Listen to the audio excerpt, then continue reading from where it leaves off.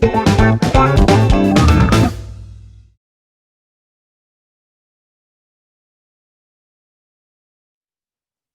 ¿cómo están? Bienvenidos a la clase 8 de la materia Marketing y Costos Gastronómicos. A continuación les presento qué temas vamos a desarrollar en esta clase. En esta clase desarrollaremos elementos del costo, costo de mano de obra y costo de materia prima. ¿Comenzamos con la clase de hoy? La clase pasada habíamos visto definiciones de costos. Hoy vamos a ver el costo de producción, principalmente cómo están conformados los elementos del costo. Hay tres elementos que conforman los costos de un establecimiento gastronómico. Uno de ellos es la materia prima, tenemos también los costos generales y por último la mano de obra. Hoy específicamente vamos a desarrollar mano de obra, materias primas, la clase que viene vamos a ver gastos generales, pero también vamos a ir desarrollando cómo calcular, en resumen, la mano de obra, cómo calcular la materia prima y su rendimiento, y todo lo que hace a lo que son gastos generales. Comenzamos con el primer tema, que es el costo de la mano de obra. En cuanto a la mano de obra, como vimos ejemplos y definiciones de costo en la clase anterior, puede ser directa o puede ser indirecta. Cuando se refiere a mano de obra directa, es aquel salario que directamente aumenta al aumentar la producción. Puede ser, por ejemplo, el salario del chef, del cocinero, que también va a aumentar directamente por tal vez las horas extras que haga. E indirectamente es porque hay salarios, como puede ser el salario de la persona que hace mantenimiento, que hace actividades administrativas, que es indirecto a las unidades producidas en el servicio de alimentación o servicio gastronómico. El costo de la mano de obra incluye a todo lo que está relacionado con lo que es remuneración del personal, tanto sueldos, las cargas sociales que vamos a ver a continuación, las prestaciones. Tenemos que también incluir en el costo de la mano de obra la indumentaria, el uniforme, el reclutamiento, la capacitación. O sea, todos los costos que estén relacionados con recursos humanos. El salario de un trabajador gastronómico va a estar compuesto por el sueldo básico, que es el monto mínimo donde de ahí se van a descontar todas las contribuciones y los aportes, el sueldo anual complementario, que es el SAC, o tal vez más conocido como aguinaldo, que es el que habitualmente se da 2 veces al año. Los honorarios, en el caso que haya, las comisiones, propinas, viáticos, son todos los componentes que se pueden incluir en el sueldo básico. Sí o sí lo que es obligatorio es, por supuesto, el básico y el SAC, ¿sí? El aguinaldo es lo que es obligatorio. Y después honorarios, comisiones, propinas, viáticos, eso va a ir consensuado con el empleador. El salario nominal de un trabajador puede ser en bruto o el salario neto. Cuando hablamos del salario bruto es el total de la retribución del salario sin ninguna deducción, sin ningún descuento. También en este salario nominal bruto vamos a tener las retribuciones complementarias, que son horas extras, los feriados. En el caso del empleado gastronómico, el día del gastronómico, el 2 de agosto, que se paga como feriado. También en el salario nominal hay subsidios familiares, como puede ser el salario por familia numerosa, por hijos, por casamiento, por nacimiento. Y en el caso del salario nominal neto, es el que se llama el salario de bolsillo, que es el ingreso que está disponible y que percibe el trabajador. Sería el salario real. El salario neto es menor al salario bruto porque en el salario neto están todos los descuentos. En el salario neto tenemos los descuentos de aportes jubilatorios, la cuota sindical. Por más que uno no esté adherido al sindicato, tiene una cuota sindical que se llama porcentaje solidario, donde creo que es del 2,6, 2,8% por pertenecer a gastronómicos. Si uno se adhiere al sindicato, esa cuota es creo que del 3,5%, más o menos ronda aproximadamente en ese porcentaje, pero por supuesto que tiene todos los beneficios que una persona puede tener al adherirse al sindicato. Puede gozar de descuentos en hoteles, en estacionamientos, en balnearios, los útiles escolares y uniformes de los hijos y todos aquellos beneficios que pueda dar el sindicato. También en los descuentos del salario nominal neto se encuentra lo que es impuesto a las ganancias si corresponde, de lo que es la obra social. Hay varios descuentos que va a depender de cada situación en particular. Y acá vamos a hacer una diferenciación de dos términos que son los aportes y las contribuciones. Son dos conceptos, dos términos que muchas veces se malinterpretan o se toman como sinónimos. En el caso de los aportes, el trabajador es el que va a realizar los aportes en el ANSES y lo que hace el empleador es que cuando le paga el sueldo al trabajador, le retiene esos aportes al trabajador, es decir, nunca se los da, se los descuenta, son los descuentos que vemos en nuestro recibo de sueldo. Y tenemos también las contribuciones. Las contribuciones es lo que aparte de esos aportes que paga el trabajador, debe pagar el empleador por cada empleado en blanco que tiene. También es un aporte hacia el ANSES sobre todas las remuneraciones en blanco pagadas. En resumen, como carga impositiva que hay en un sueldo en blanco son los aportes, que son los que vemos descontados en el recibo de sueldo del empleado o trabajador, y tenemos las contribuciones, que son aportes, contribuciones en realidad, porque los aportes son pagados por el trabajador, que debe pagar el empleador, la empresa, a el ANSES, aparte de estos aportes. Específicamente, en las contribuciones, que es lo que debe aportar la empresa o el trabajador, debe aportar de estas contribuciones legales es un 23% de lo que es cada salario básico.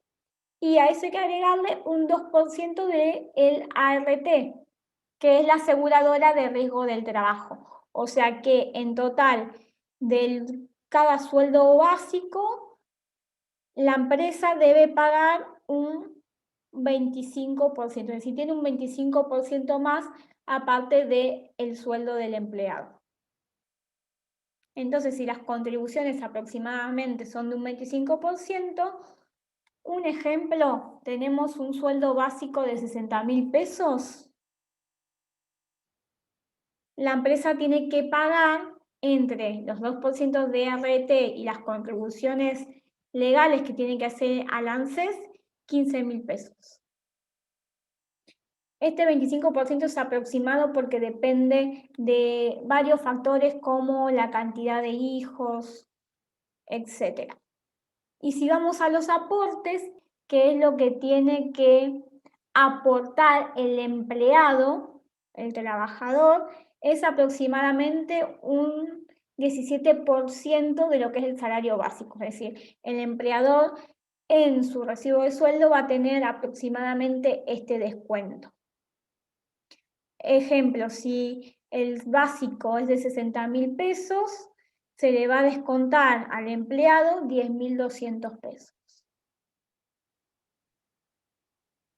UDGRA, se lo nombré en una clase anterior. UDGRA es la Unión de Trabajadores Gastronómicos y Hoteleros de la República Argentina. Hay diferentes convenios en UDGRA. Tenemos el convenio colectivo de trabajo celebrado por lo que es UDGRA y FEGRA. FEGRA es la Federación Empresaria Hotelera Gastronómica de la República Argentina. Tiene este loguito. Hay otro convenio, hay varios convenios, son 5 convenios. Otro convenio colectivo de trabajo está celebrado por UDGRA y CACIR. CACIR es la Cámara Argentina de Concesionarios de Servicios de Comedores y Refrigerios. Lo van a encontrar con este loguito.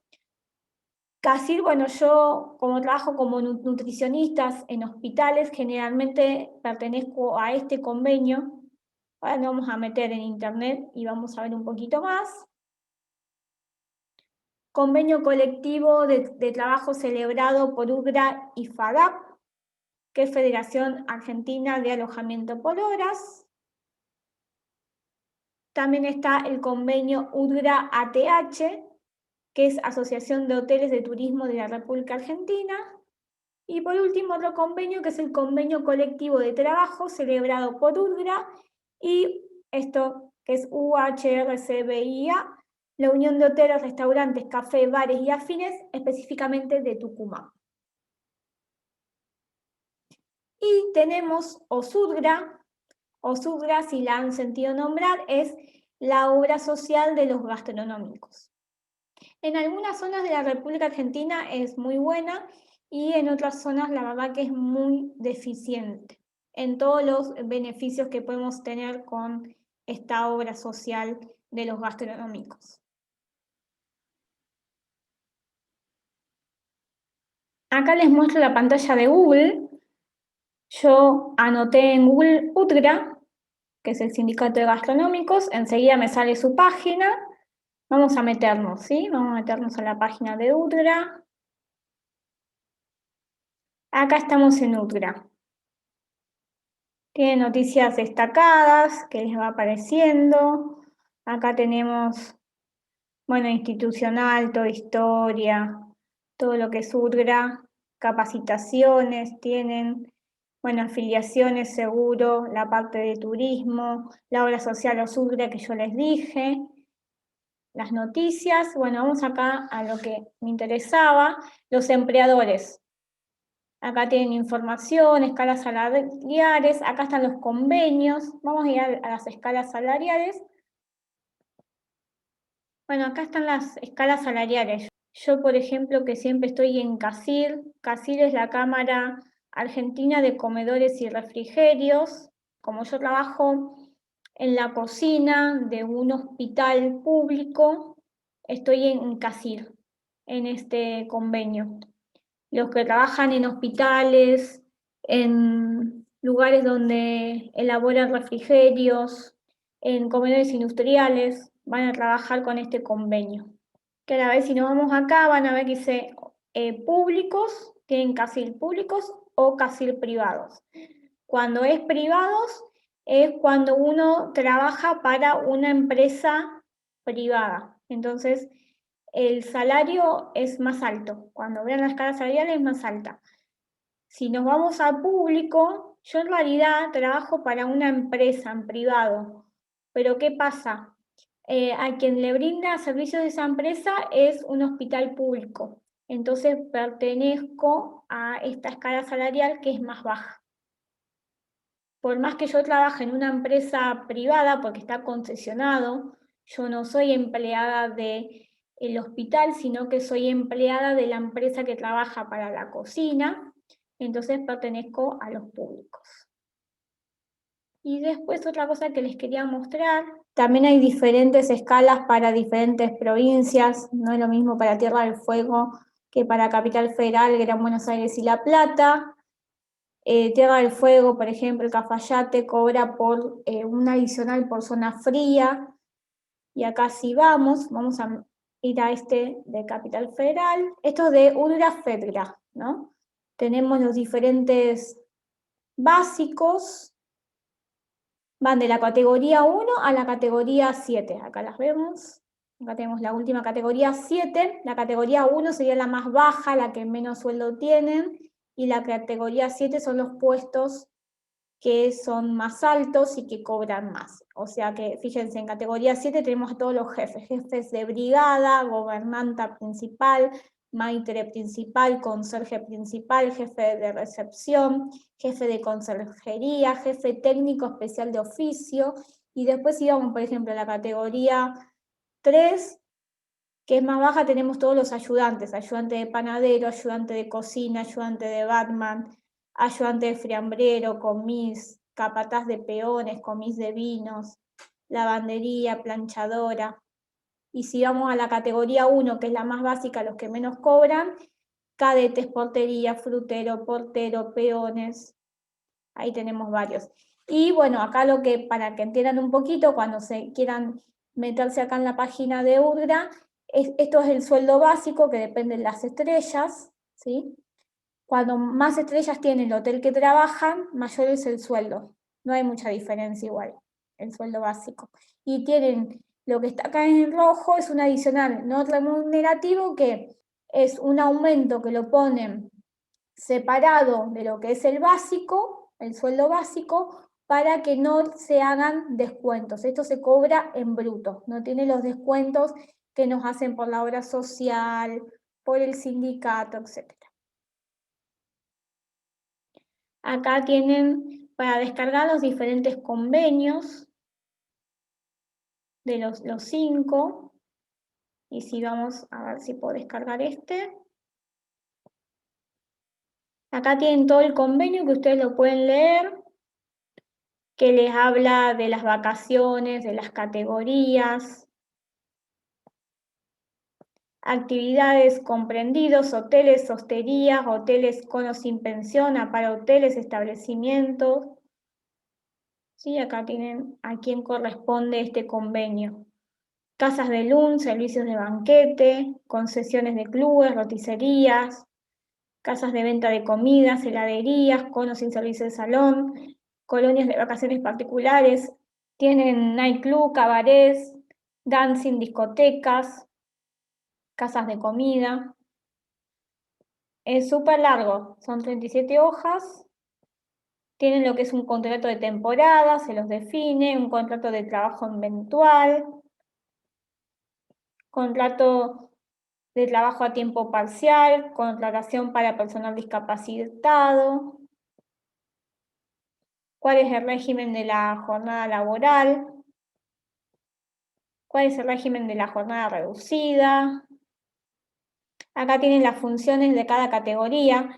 Fíjense que dice jefe de recepción, recepcionista, conserje, portero, auxiliar de portería, bagajista, ascensorista, mensajero, portero, cadete, son todas las funciones. Guardarropista, jefe de telefonista, telefonista, gobernanta, mucama, ballet, capataz de peones, peón general, peón de piso, encerador de pisos, jefe de lencería y o lavadero, maitre, chef de fila, mozo, comis, barman, coctelero, mozo demostrador. Acá están todas las funciones. Jefe de brigada, jefe de partida, ayudante de cocina, minutero, capataz de peones, peón de cocina, gambucero, bodeguero, cafetero. Tenemos todas las funciones acá detalladas. Si se fijan, sigue, etiquetero, toilero, vendedor de fiambrería, empaquetadoras, repartidores, empleado de delivery, empanaderos, roticeros, maestro heladero, maestro facturero. Y acá hasta les dice las vacaciones, todo, tienen todo bien especificado. y acá están en qué categoría representan cada uno. Acá, por ejemplo, los que les dice, a ver si puedo subir, es todos los adicionales de antigüedad. Bueno, esto si lo quieren ver, lo tienen acá. Yo se los muestro nada más porque es un montón. Pero está todo acá en UDGRA, están los convenios y las escalas salariales. Si alguno tiene alguna duda o algo, me lo pueden, esto por supuesto que no lo vemos detalladamente, nada más le explicamos la parte más básica, pero si alguien lo lee y necesita información puntual, yo se las puedo ofrecer, no hay ningún problema, ¿sí?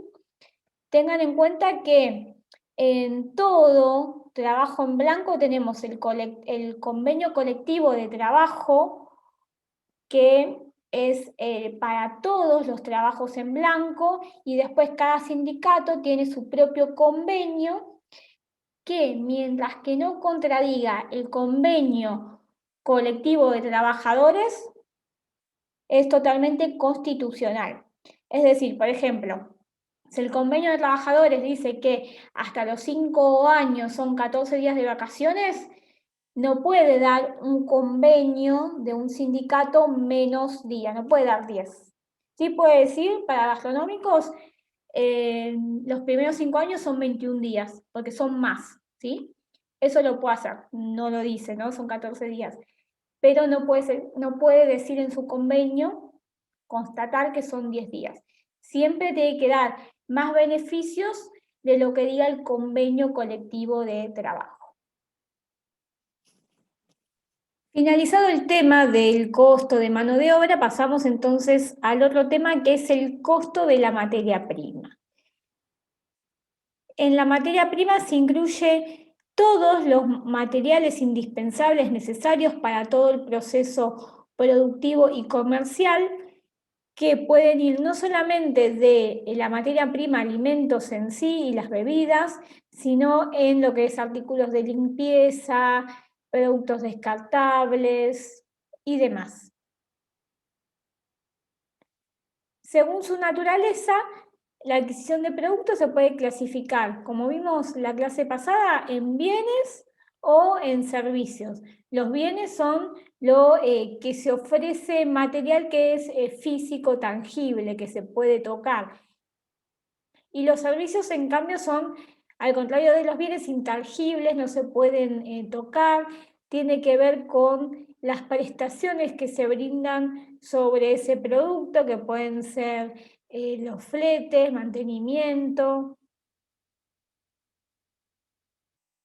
Y también se puede clasificar el producto o la materia prima que adquirimos por su utilización en materia prima o producto directo o indirecto.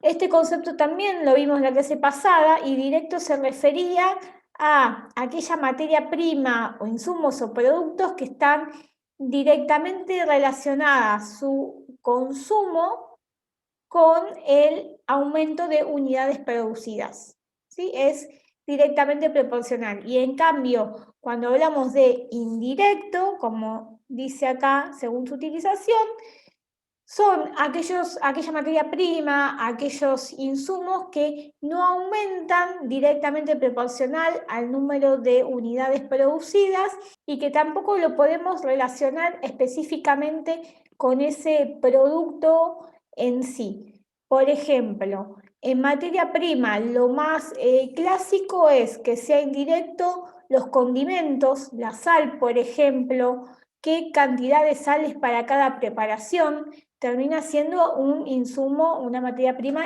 indirecta, no tan directa como algún otro insumo, no sé, nalga, huevos, ¿sí? Que es algo más directo. También, como les mencioné en la clase anterior, indirecto, si nos referimos a insumos, puede ser el papel manteca, el papel film, las mangas, que no es directo de lo que vamos a usar en cada preparación específica, sino que las usamos para varias preparaciones y no se pueden especificar para una en sí. ¿Qué tenemos que tener en cuenta para comprar o para calcular la compra de los alimentos y de estos insumos, de estas materias primas? La cantidad de materia prima a comprar. Esto lo vamos a ver en las próximas clases, cómo calcular la materia prima en peso neto, en peso bruto, es decir, cómo se encuentra en las recetas, en las preparaciones, cómo lo debemos comprar con la cáscara, con la semilla, cuánto pesa, que eso sería el peso bruto. El rendimiento que tiene la mercadería, la materia prima, dependiendo si se usa la cáscara o no, si se usan las semillas.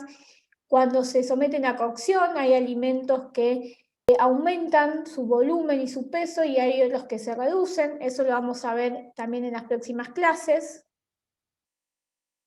La calidad de la materia prima. La calidad de la materia prima, yo puedo tener diferentes calidades, depende de mi preparación.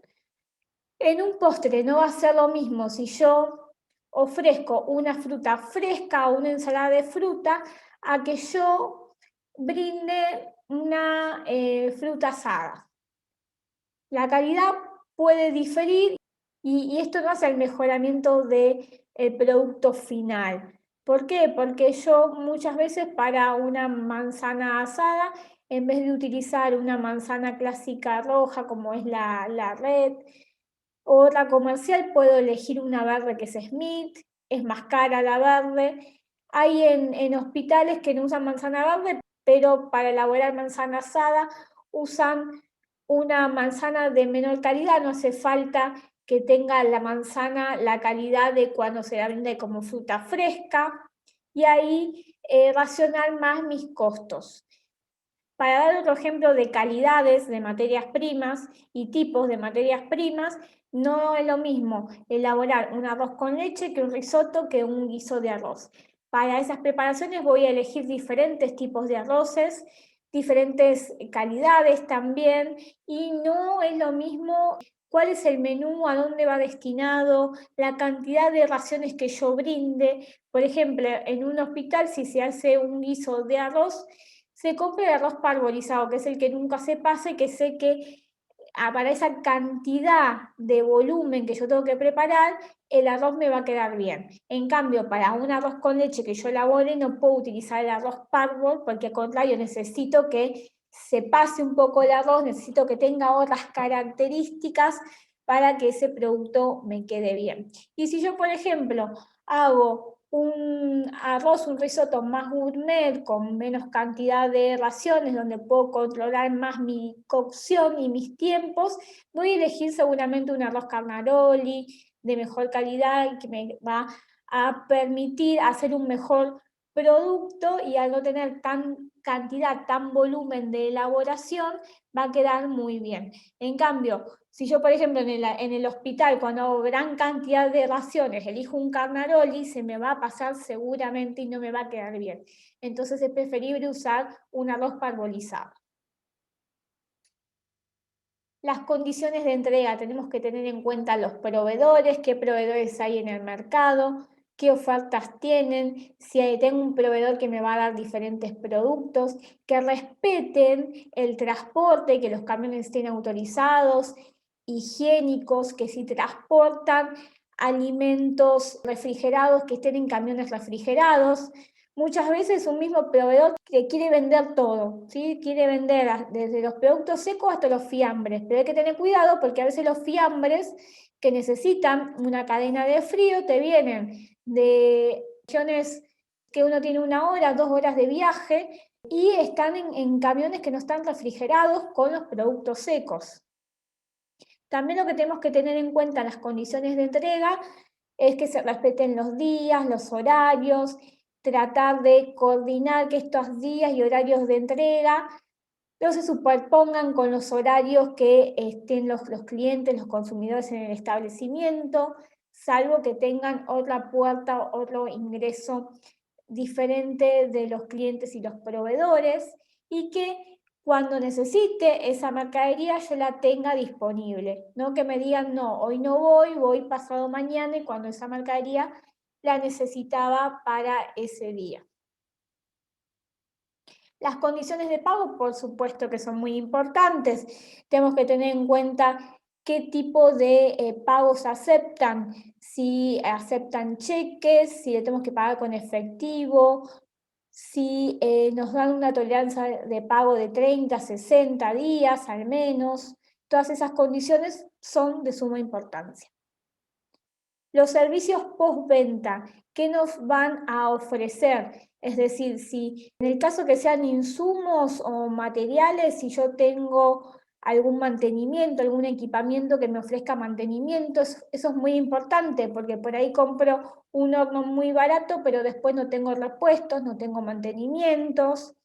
En cuanto a materia prima, es que me asegure todas estas condiciones de inocuidad de los alimentos. Y está acá como último, pero tal vez sea el más importante, saber controlar las compras. ¿Qué compro? Si esa cantidad que compro y lo que yo compro es adecuado y lo uso, si no tengo pérdidas, que esas compras lleguen a destino, que se recepcionen adecuadamente y que se almacenen también de una manera pronta, precisa, primero los refrigerados. Vamos a la definición de lo que es un inventario.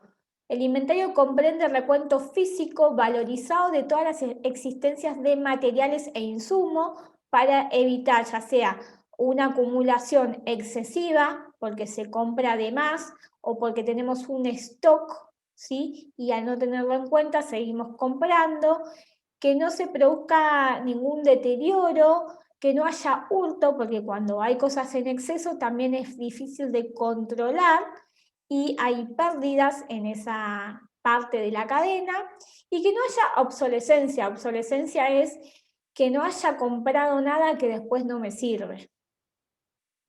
A mí me resulta muy útil cuando elaboro inventarios y cuando hago el stock de las diferentes materias primas y de insumo, calcular para cada materia prima y para cada insumo un stock mínimo y un stock máximo.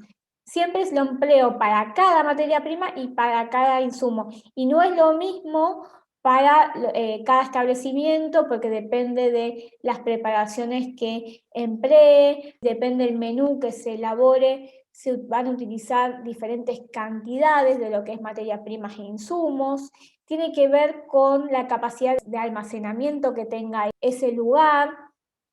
Entonces, para cada materia prima e insumos establezco un stock mínimo y un stock máximo.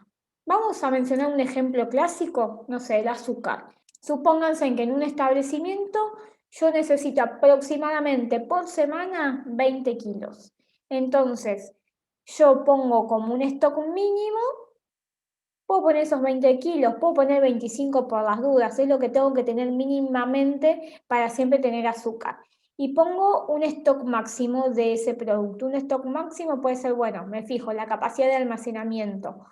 Con 40 kilos de azúcar no tengo ningún problema, no tengo el almacén alborotado con gran cantidad de cosas, puedo controlar bien la mercadería, la puedo rotar bien, entonces pongo como stock máximo 40 kilos. Si yo tengo más de 40 kilos, se me va a complicar en hacer la rotación de mercadería, se me acumula mercadería, no voy a tener lugar para tener otras materias primas e insumos, entonces pongo eso como stock. Cuando hago mi inventario, supónganse que yo tengo un stock de 15 kilos. Cuando tenga que hacer la compra, si yo necesito 20, puedo poner 5 kilos, puedo comprar un poquito más, 10 kilos, pero no voy a comprar de nuevo 20 kilos, porque ya tengo un stock, es menor que el stock mínimo, entonces puedo comprar más cantidad.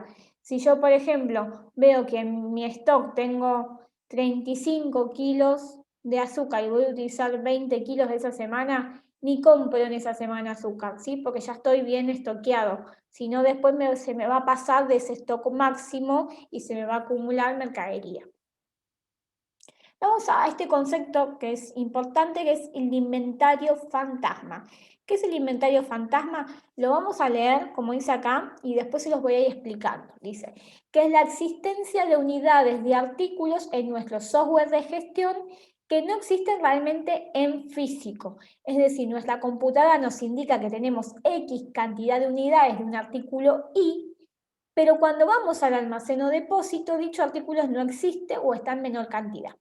Esto puede suceder por innumerables problemas dentro de las empresas. Vamos entonces con lo primero.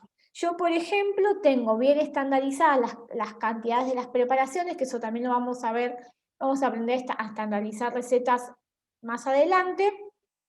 Supónganse en que, como les dije, de azúcar, vamos a ver el mismo ejemplo, yo en esa semana uso 20 kilos, ¿sí? Y yo había hecho el inventario la semana pasada y me daba que yo tenía 40 kilos, ¿sí?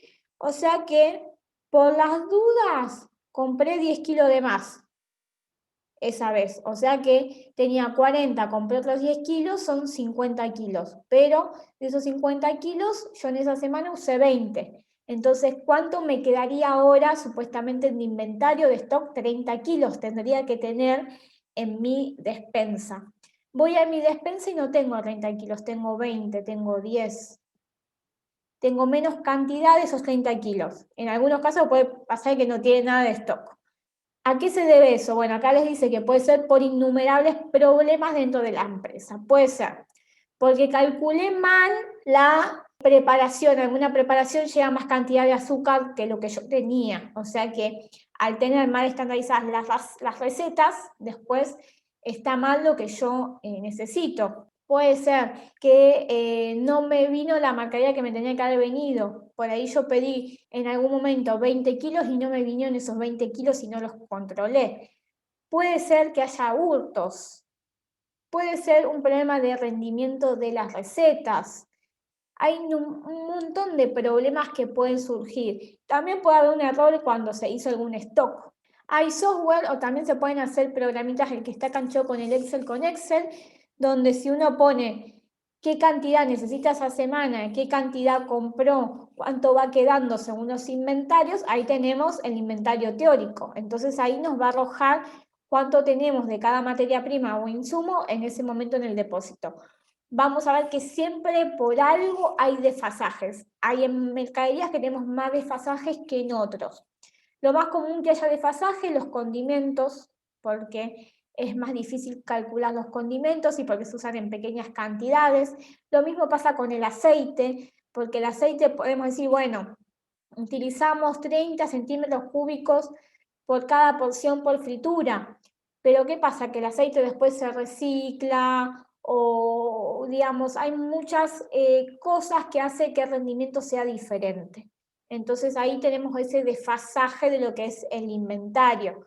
Por eso esto se llama inventario fantasma, porque muchas veces puede ser no solamente que haya de menos, sino que a veces pensemos que hay poco y hay un montón. Entonces siempre vamos a tener, si bien que hacer este software, ir modificando, ajustando esas cantidades para que mi inventario fantasma sea lo más parecido al inventario real. Y cuando hay mucho desfasaje, ver por qué tenemos este desfasaje, tratar de investigar cuál es el problema, si es un problema de rendimiento de recetas, si es un problema de hurto, si es un problema en cálculos de, no sé, de compras, de lo que sea. Bueno, a eso se refiere con, entonces, inventario fantasma. Vamos a ver entonces finalizada la clase de hoy. La clase que viene vamos a ver gastos generales, vamos a ver un poquito más de cálculo de mano de obra y vamos a empezar a ver lo más importante de lo que es costos y que específicamente se ve en gastronomía, que es el cálculo del costo de la materia prima, empezar a costear recetas, a ver cómo es el rendimiento y demás. Vienen temas súper importantes y bien específicos de gastronomía. Así que bueno, nos vemos la próxima clase.